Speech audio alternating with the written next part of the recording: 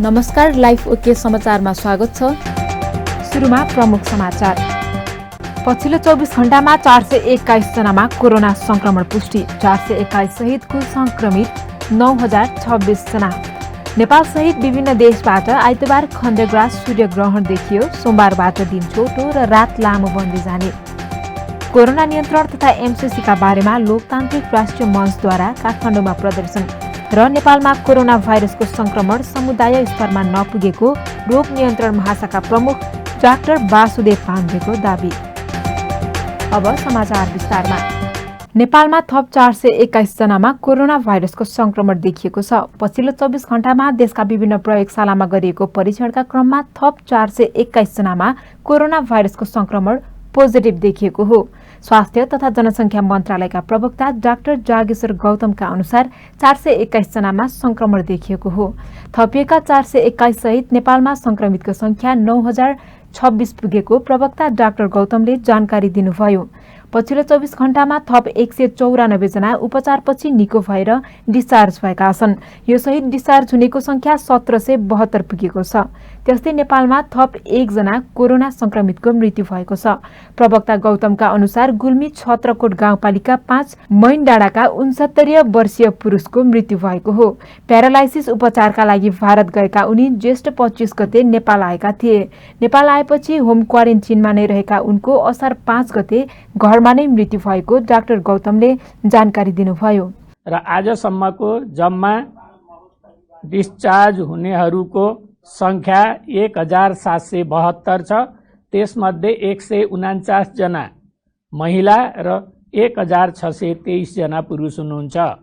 र अब म संक्रमित व्यक्तिहरूको विवरण प्रस्तुत गर्न चाहन्छु। कोशी अस्पताल प्रयोगशाला विराटनगरबाट झापाका 3 महिला 3 पुरुष, उदयपुरको 1 महिला 4 पुरुष गरी जम्मा 11 जना। प्रादेशिक जनस्वास्थ्य प्रयोगशाला विराटनगरमा यसमा म फेरि करेक्सन गर्न चाहन्छु।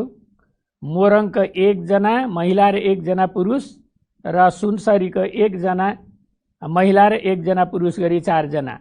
प्रादेशिक जनस्वास्थ्य प्रयोगशाला जनकपुरमा धनुषाका 1 महिला 7 पुरुष, महोत्तरीका 2 पुरुष र सप्तरीका 2 पुरुष गरी जम्मा 12 जना।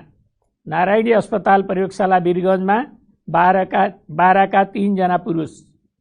राष्ट्रिय जनस्वास्थ्य प्रयोगशाला टेकुमा अर्घाखाँचीका 6 महिला 10 पुरुष, डडेलधुराका 3 महिला 11 पुरुष, डोटीका 2 महिला 14 पुरुष, गुल्मीका 1 महिला 4 पुरुष, कैलालीका 3 पुरुष, कपिलवस्तुका 11 पुरुष, नवलपरासी पश्चिमका 5 महिला र 16 पुरुष र नुवाकोटका 1 पुरुष, उठानका 2 महिला र 18 पुरुष। र आज जम्मा 421 जनाको पीसीआर पोजिटिभ आएको छ। त्यसमध्ये 64 जना महिला र 357 जना पुरुष हुनुहुन्छ। र आजसम्म 9026 जनाको पीसीआर पोजिटिभ आएको छ। त्यसमध्ये 820 जना महिला र 8206 जना पुरुष हुनुहुन्छ। यसरी संक्रमित जिल्लाको संख्या 75 पुगेको छ। र 1 जना नयाँ संक्रमितको मृत्यु भएको छ। उहाँको विवरण यस प्रकार छ। जिल्ला गुल्मी छत्रकोट गाउँपालिका वार्ड नम्बर 5 मैनडाँडा निवासी वर्ष 69 का पुरुष, प्यारालाइसिस उपचारको लागि भारत गएको र मिति 2077 जेठ 25 गते नेपाल आएकोमा उहाँ होम क्वारेन्टाइनमै हुनुहुन्थ्यो।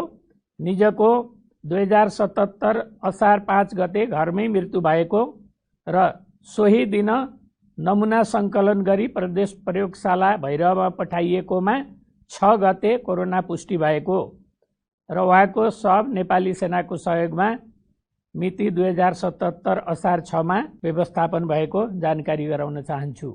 सोही दिन स्वाब सङ्कलन गरी नमुना जाँचका लागि प्रदेश प्रयोगशाला भैरहवामा पठाइएको थियो। असार 6 गते आएको रिपोर्टमा उनमा कोरोना संक्रमण देखिएको हो।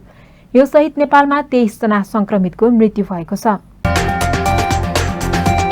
नेपाल सहित विभिन्न देशबाट आइतबार खण्डग्रास सूर्यग्रहण देखिएको छ। आइतबारको ग्रहणको मध्य समयमा सूर्यको अधिकांश भाग छोपिएर कालो देखिएको छ। ग्रहणको मध्य समय दिउँसो 12:41 जाँदा सूर्यलाई चन्द्रमाले अधिकांश रूपमा ढाकेको हो। बादल लागेको तथा केही समय पानी परेका कारण ग्रहण अवलोकनमा अवरोध भए पनि काठमाडौँका केही स्थानमा विशेष व्यवस्था गरेर ग्रहण अवलोकनको व्यवस्था गरिएको छ। ग्रहणको मध्य समयमा सूर्य अधिकांश रूपमा छोपिएर शुक्ल पक्षको सुरुवाती दिनको चन्द्रमा जस्तो आकारमा देखिएको थियो।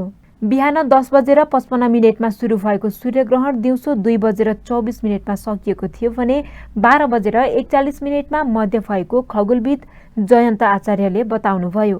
सूर्यग्रहण आज चाहिँ 10:55 सुरु भयो र 12:41 मध्य सूर्यग्रहणको भाषामा चाहिँ यो ग्रहण स्पर्श भन्छ। स्पर्श चाहिँ 10:55 भयो, मध्य चाहिँ 12:41 भयो र मोक्ष चाहिँ 2:24 लामो समयसम्मको सूर्यग्रहण देखियो र आज काठमाडौँबाट सूर्यग्रहण फेरि देख्न पनि सकियो। वेदरको कारणले बादल पनि लागिदिएन। हिजोसम्म यता बादल लाग्ला कि भन्ने जस्तो लागेको थियो, तर लागेन। यो सूर्यग्रहण लाग्ने मुख्य प्रमुख कारण के हो भने औँसीको दिनमा सूर्यग्रहण लाग्छ पहिला, अनि सूर्य चन्द्रमा र पृथ्वी एउटै स्ट्रेट लाइनमा एउटै सरल रेखामा परेको बेलामा जब चन्द्रमा चाहिँ सूर्य र पृथ्वीको बिचमा आइपुग्छ त्यो बेलामा सूर्यग्रहण हामीले देख्न सक्छौँ। यो सूर्यग्रहण हेर्ने देख्ने पाउने समय के ठाउँ भनेको चाहिँ 1000 किलोमिटर लामो क्षेत्रबाट 1000 किलोमिटर लम्बाइ र लगभग 300 किलोमिटर चौडाइको क्षेत्रफलबाट मात्र सूर्यग्रहण एक पटकमा देख्न सकिन्छ। शास्त्रीय मत अनुसार ग्रहण लागेको समयमा सकेसम्म तीर्थस्थलमा नसके नजिकको नदी, ताल, तलाउ, पोखरीमा स्नान गर्नुपर्ने उल्लेख छ। त्यति पनि नहुँदा घरमै स्नान गर्नुपर्ने धार्मिक मान्यता छ। कोरोना नियन्त्रण तथा एमसीसीका बारेमा सर्वदलीय सर्वपक्षीय सम्मेलन आयोजना गर्नुपर्ने माग गर्दै संघीय लोकतान्त्रिक राष्ट्रिय मोर्चाले आइतबार काठमाडौँमा विरोध प्रदर्शन गरेको छ। कोरोना नियन्त्रणका लागि सरकार असफल भएको र राष्ट्रिय हित विपरीतको एमसीसी अघि बढाउन खोजिएको भन्दै मञ्चले काठमाडौँको माइतीघरमा विरोध प्रदर्शन गरेको हो। ठूला कर्मचारी, मन्त्री, सांसदहरूको तलब कट्टा र भ्रष्टाचारीको सम्पत्ति जफत गरेर कम्तीमा एक परिवार एकजनाको पीसीआर परीक्षण गर्नुपर्ने मञ्चको माग छ। विरोध प्रदर्शनमा सहभागीहरूले प्रवासमा रहेका नेपालीहरूलाई स्वदेश ल्याउने र क्वारेन्टाइनमा राख्ने व्यवस्था सरकारी खर्चमा गर्नुपर्ने आवाज उठाएका थिए। सरकार आएको छ, त्यसपछि बलात्कारमाथि बलात्कार मात्र भइरहेको छ, हत्यामाथि हत्या मात्र भइरहेको छ, भ्रष्टमाथि भ्रष्ट मात्र भइरहेको छ। त्यसकारण हामी चेतनशील आम नागरिकहरूले अब रोड बताउनु रहेको छ। विश्व त्रायित भइरहेको छ। ज्यानको बाजीमा हजारौं हजारौं मान्छे मरिरहेका छन्। जनता दाजुभाइ दिदीबहिनी मरिरहेछन्। हाम्रा राष्ट्रपतिलाई करोडौँको केही 10 करोडौँको बगैँचा राख्नको लागि हो, केही करोडौँको गाडी राख्नको लागि हो। एमसीसी को पनि पैसा आएर गन्ना खुवाउने उहाँको केही मधेस पनि त्यो केसलाई पनि विभिन्न हुन गइरहेको छ। जस्तो लागि आउने कि नपाउनु भन्ने तपाईँले एकदमै सोच्नु हुन भन्ने एउटा इन्टरभ्यू दिनुभएको छ। अर्थात् किनभने 21औं शताब्दीमा पनि अहिले पनि कति दलित समुदायहरूले थुप्रै प्रकारका जुन भाइहरू छन्, जुन अमिरपासी छन्, जुन सम्पू सदा छन्। त्यस्तै घर भाडा, कर, बैंक ऋण तुरन्तै सहजीकरण गर्नुपर्ने, हत्या, हिंसा, बलात्कार, भ्रष्टाचार नियन्त्रण गर्नुपर्ने उनीहरूको भनाइ छ। रोग नियन्त्रण महाशाखाका प्रमुख डाक्टर वासुदेव पाण्डेले नेपालमा कोरोना भाइरसको संक्रमण समुदाय स्तरमा नपुगेको दावी गर्नुभएको छ। स्वास्थ्य मन्त्रालयको नियमित पत्रकार सम्मेलनमा उहाँले अधिकांश संक्रमित विदेशबाट आएकाले समुदाय स्तरमा संक्रमण नगएको पुष्टि भएको दावी गर्नुभएको हो। साथै 98% संक्रमितमा लक्षण नभएको र संक्रमितमध्ये गम्भीर प्रकारका बिरामी कम रहेको उहाँले बताउनुभयो। उहाँले प्रदेश र स्थानीय तहहरूसँगको सहकार्यमा कन्ट्याक्ट ट्रेसिङको संयन्त्रले काम भइरहेको र थप संयन्त्र विस्तार हुने क्रमले कन्ट्याक्ट ट्रेसिङको काम थप प्रभावकारी रहने जानकारी पनि दिनुभयो। अहिले महाशाखामा 20वटा टोली र प्रत्येक प्रदेशमा 3वटा टोलीले कन्ट्याक्ट ट्रेसिङको काम गरिरहेको उहाँले बताउनुभयो। कोरोनाको हाम्रो आरटीपीसीआर को दायरा बढाएर गएका छौं दोस्रो कुरा आयातित बिरामीहरू सङ्क्रमितहरू नेपालमा भएको हिसाबले यसरी सङ्क्रमितको सङ्ख्या बढी देखिएको र डबलिङ टाइम डबल हुनेको सङ्ख्या पनि बढी देखिएको हो। यसमा सङ्क्रमितहरूको केस इन्भेस्टिगेसन र सम्पर्कमा रहेकाहरूको कन्ट्र्याक्ट ट्रेसिङको महाशाखाको समन्वयमा प्रदेश सरकार र स्थानीय सरकारहरू समेत भई गरिरहेका छौँ र हाम्रोमा गो डेटा भन्ने एउटा सफ्टवेयर छ। त्यसमा हामी अहिले 8500 सम्मको केस अद्यावधिक भइसकेको छ र कन्ट्र्याक्ट ट्रेसिङकै आधारमा अहिलेसम्म जुन आरटीपीसीआर भएको छ 1,70,000 भन्दा बढीको त्यसैको आधार गरेर क्वारेन्टाइन तथा अरू ठाउँबाट यो चाहिँ परीक्षण भएको कुरा अनुरोध गर्न चाहन्छु। यसको लागि कन्ट्र्याक्ट ट्रेसिङको लागि महाशाखामा 20 वटा टिमहरू जसमा एपिडेमियोलोजिस्ट, क्लिनिशियन अथवा पब्लिक हेल्थ एक्सपर्ट, ल्याबको स्टाफ गरेर 20 वटा टिमहरू हामी चाहिँ तयारी अवस्थामा हुन्छ। यसको साथसाथै 3 वटा टिमहरू हरेक प्रदेशमा पनि त्यस्तै हिसाबले विभिन्न समूहहरू मिलाएर कन्ट्र्याक्ट ट्रेसिङको टिमहरू हामीले बनाइरहेका छौँ र त्यही अनुसार गर्छौँ। अब आएर अहिले भर्खर स्थानीय तहमा स्थानीय सरकारले गर्नको लागि 1075 CICT कन्ट्र्याक्ट इन्भेस्टिगेसन कन्ट्र्याक्ट टेस्टको टिम गठन गर्नको लागि स्वास्थ्य मन्त्रालय, स्वास्थ्य तथा जनसङ्ख्या मन्त्रालयले एउटा निर्देशिका जारी गरी त्यही अनुसारको कन्ट्र्याक्ट ट्रेसिङको टिम गठन भइसकेको छ र यसले गर्दा प्रदेश तथा स्थानीय तहमा कन्ट्र्याक्ट ट्रेसिङलाई अझ सक्रिय गराउन सहयोग गर्नेछ। यसको साथसाथै हामीले त्यो कन्ट्र्याक्ट ट्रेसिङको लागि अब त्यो स्थानीय तहमा जस्तै यो 3 जनाको 1075 मा 3 जनाको समूह हुन्छ भने त्यसभन्दा अझ तल पनि कन्ट्र्याक्ट फलोअपको लागि हामीले CICF भन्छौँ, कन्ट्र्याक्ट इन्भेस्टिगेसन र कन्ट्र्याक्ट फलोअप। त्यसको लागि हामीले महिला स्वयंसेविका, स्थानीय तहमा भएका अरू व्यक्तिहरू जस्तै रिटायर भएका व्यक्तिहरू हुन सक्नुहुन्छ, शिक्षक विद्यार्थीहरू हुनुहुन्छ जसमा कुनै पनि हेल्थ ब्याकग्राउन्ड नभएको व्यक्तित्वहरू पनि त्यसमा संलग्न भएर काम गर्न सकिन्छ।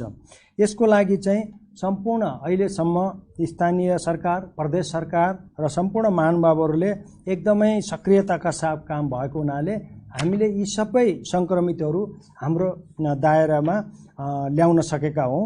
यसै गरेर अब पनि कन्ट्र्याक्ट ट्रेसिङको कामलाई अझ सुदृढ गराउँदै हामी जानेछौँ र मेरो विचारमा यो केसहरू अलि समय बढ्दै जाने देखिन्छ भने केही समयपछि हामीले चाहिँ यसलाई कन्टेन गरेर त्यहाँभन्दा बढी स्थानीय रूपमा समुदायमा जान नदिनुको लागि हामी सक्रिय रूपमा लागिरहेका छौँ।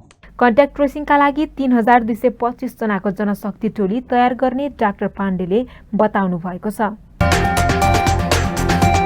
तराई मधेस समृद्ध कार्यक्रम अन्तर्गत चितवनको विभिन्न स्थानमा सञ्चालन भइरहेका परियोजनाले तीव्रता पाएको छ।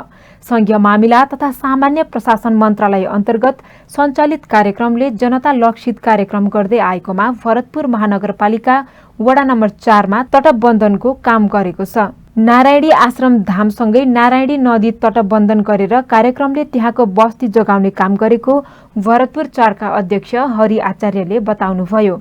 कार्यक्रमको 25 लाख रुपैयाँ नारायणी धामसँगै 54 मिटर लम्बाई, 31 मिटर चौडाई र 10.5 मिटर उचाइमा तटबन्धन गरिएको छ। तटबन्धनमा 219 वटा जालीमा ढुङ्गा भरिएको छ। 25 लाख रुपैयाँ बजेटमा काम गरिएको भनिए पनि 50 लाख भन्दा बढीको काम भएको स्थानीय बताउँछन्।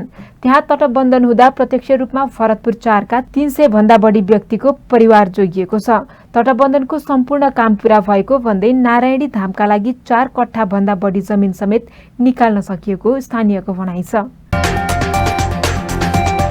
प्रधानमन्त्री केपी शर्मा ओलीले शरीरको प्रतिरोधी क्षमता बढाउन आफूले गरेको आग्रहलाई मजाकको रूपमा नउडाउन आग्रह गर्नुभएको छ। अन्तर्राष्ट्रिय योग दिवस मूल समारोह समितिले आयोजना गरिएको भर्चुअल कार्यक्रममा प्रधानमन्त्री ओलीले भान्सामा प्रयोग गर्दै आएको बेसार, अदुवा, मेथी जस्ता मसला औषधिमय भएको कुरा पूर्वज ऋषिमुनि र आयुर्वेदको खोज तथा प्रयोगबाट प्रमाणित भएकाले तिनको प्रयोग बढाउन आग्रह गर्नुभयो। विश्वव्यापी रूपमा कोरोना भाइरसको महामारीको प्रभाव भइरहेको बेला प्रधानमन्त्री ओलीले शरीरको प्रतिरोधी क्षमता बढाउन यस्ता वस्तुको प्रयोग बढाउन आग्रह गर्दै आउनु भएको छ। आफूले शरीरको प्रतिरोधी क्षमता बढाउने सन्दर्भमा ती कुराहरू गरेको तर कतिपय बुद्धिजीवीले बेसारको मजाक उडाएको उहाँले बताउनु भएको छ। पूर्वजहरूको खोजहरूप्रति यसरी मजाक नउडाउन उहाँले सुझाव पनि दिनुभएको छ। गर्मी र वर्षाको मौसम सुरु भएसँगै तराईमा सर्पदंशका बिरामीहरू बढ्न थालेका छन्। नेपाल रेडक्रस सोसाइटी दमक उपशाखाद्वारा सञ्चालित सर्पदंश उपचार केन्द्रको पछिल्लो 3 महिनाको तथ्याङ्कले सर्पदंशका बिरामी बढेको पाइएको हो। चिसो र सुक्खा मौसममा दुलोभित्र रहने सर्प गर्मीसँगै वर्षा हुन थालेपछि बाहिर निस्कने गर्नाले हरेक वर्ष यो मौसममा सर्पदंशका बिरामी बढ्ने गरेको केन्द्रका प्राविधिक हेमचन्द्र अधिकारीले जानकारी दिनुभयो। तराई क्षेत्रमा गोमन, करेत जस्ता विषालु सर्पको डसाईबाट बिरामी आउने गरेका छन्। पहाडी क्षेत्रबाट गुर्भे, हरेउ जस्ता सर्पले टोकेको बिरामी यहाँ आउने गरेको उपचार केन्द्र इन्चार्ज देवी भण्डारीले बताउनुभयो। गर्मी र वर्षाको मौसममा सर्पको टोकाइको जोखिम धेरै हुने भएकाले घर वरिपरिको सरसफाइमा ध्यान दिन भण्डारीले आग्रह गर्नुभएको छ।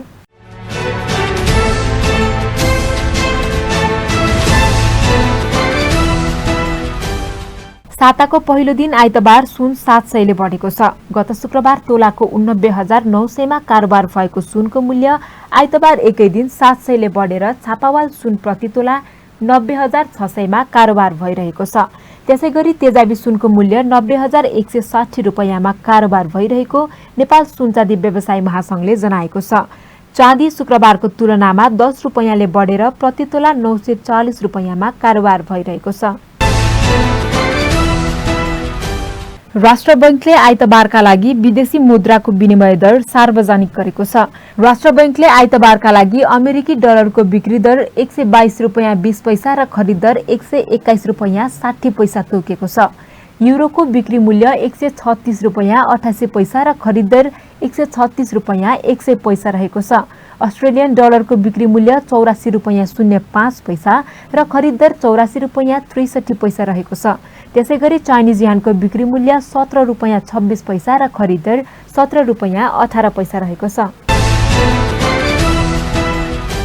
सरकारले लकडाउन खुकुलो बनाए पनि अत्यावश्यक क्षेत्रमा पर्ने पुँजी बजार सञ्चालन अझै अन्यलमा छ। नियामन निकाय नेपाल धितो पत्र बोर्ड सेबोनले बजार सञ्चालनको निर्णय गर्न नसक्दा अन्यल बढेको हो। लकडाउन अवधिभर बजार नखोल्ने धितो पत्र बोर्डको यसअघिको निर्देशनका आधारमा नेप्सेले आइतबार पनि बजार नखोल्ने निर्णय गरेको छ। शनिबार बसेको नेप्से सञ्चालक समिति बैठकले धितो पत्र बोर्डको अर्को निर्देशन नआउँदासम्म बजार नखोल्ने निर्णय गरेको हो। चैत्र 11 गतेदेखि बन्द भएको बजार 51 दिनपछि गत वैशाख 30 र 31 मा 2 दिन बजार सञ्चालन गरिएको थियो। सरकारले उत्पादनमूलक उद्योग व्यवसाय सञ्चालन गर्न दिने भएपछि धितो पत्र बोर्डले पनि कारोबार अवधि घटाएर दैनिक 2 घण्टा बजार खोलेको थियो। 2 दिन बजार घटेपछि कोरोनाको सन्तास देखाउँदै पुनः बन्द गरिएको थियो।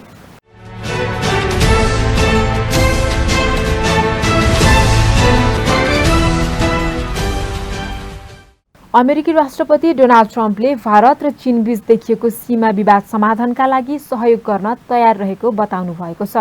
ट्रम्पले पछिल्लो समय दुई देशबीच देखिएको सीमा विवादबारे भारत र चीनसँग कुरा गरिरहेको पनि बताउनु भएको छ। ट्रम्पले यसअघि पनि भारत र चीन बीचको पछिल्लो तनावलाई कम गर्नका लागि अमेरिका मध्यस्थता गर्न तयार रहेको बताउनु भएको थियो। उहाँले भारत र चीनलाई सीमा विवाद सुल्झाउनका लागि अमेरिकाले मध्यस्थताको भूमिका निर्वाह गर्न चाहेको र सक्षम रहेको पनि बताउनु भएको थियो। तर ट्रम्पको प्रस्ताव भारत र चीन दुवै देशका विदेश मन्त्रीहरूले अस्वीकार गरेका थिए। साउदी अरबले आइतबारदेखि राष्ट्रव्यापी कर्फ्यू हटाउने घोषणा गरेको छ। कर्फ्यू हटे पनि अझै थुप्रै प्रतिबन्ध भने लागू गरिने बताइएको छ। प्रशासनका अनुसार हालका लागि आर्थिक र व्यावसायिक गतिविधि सुरु हुने तर अन्तर्राष्ट्रिय यात्रा र धार्मिक यात्रामाथि लागेको प्रतिबन्ध भने जारी रहनेछ। साउदी अरबले अहिलेसम्म जुलाईमा सुरु हुने हज यात्राको लागि कुनै घोषणा गरेको छैन। मलेसिया र इन्डोनेसिया जस्ता थुप्रै देशले आफ्नो जनतालाई हज यात्रामा जान अनुमति नदिने बताइसकेका छन्। हजको वार्षिक धार्मिक यात्राका लागि हरेक 25 लाख श्रद्धालु मक्का शहर जान्छन्। वर्ल्डोमिटर्सको पछिल्लो आँकडा अनुसार साउदी अरबमा हालसम्म 1,54,233 संक्रमित देखिएका छन् भने त्यहाँ 1230 को मृत्यु भइसकेको छ।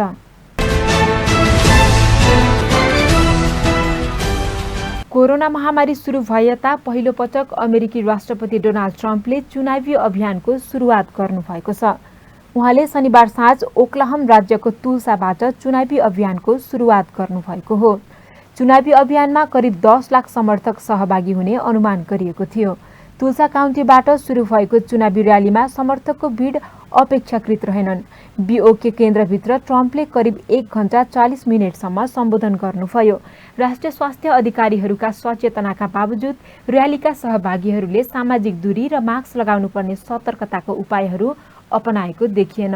अमेरिकी राष्ट्रपति चुनावका लागि रिपब्लिकन पार्टीका तर्फबाट राष्ट्रपति डोनाल्ड ट्रम्प उम्मेद्वार छन् भने डेमोक्रेटको प्रतिनिधित्व जो बिडेनले गर्नुभएको छ।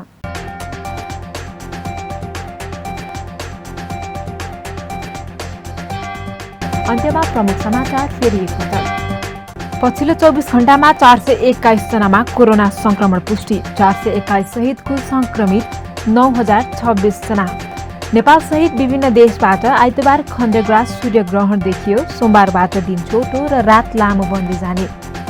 कोरोना नियन्त्रण तथा एमसीसीका बारेमा लोकतान्त्रिक राष्ट्रिय मञ्चद्वारा काठमाडौँमा प्रदर्शन र नेपालमा कोरोना भाइरसको संक्रमण समुदाय स्तरमा नपुगेको रोग नियन्त्रण महाशाखा प्रमुख डाक्टर वासुदेव पाण्डेको दावी।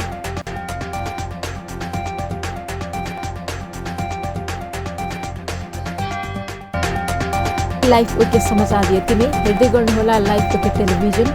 नमस्कार।